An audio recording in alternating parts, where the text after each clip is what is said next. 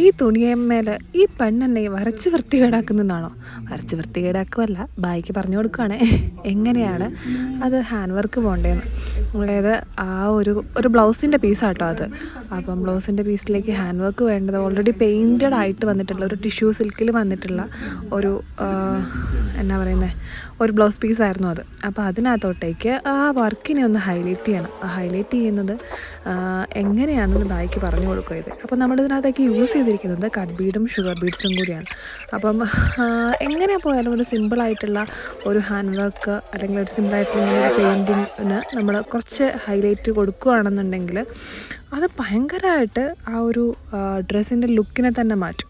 അപ്പോൾ അതേണ്ടേ ഇപ്പം നമ്മൾ ആ ലുക്ക് മാറ്റിയ വീഡിയോ ആട്ടോ അപ്പോൾ കാണുന്നത്. അപ്പോൾ നമ്മുടെ അടുത്ത് ഹാൻഡ് വർക്കിനായിട്ടും സ്റ്റിച്ചിങ്ങിനായിട്ടൊക്കെ നമ്മളെ കോണ്ടാക്റ്റ് ചെയ്യാവുന്നതാണ്.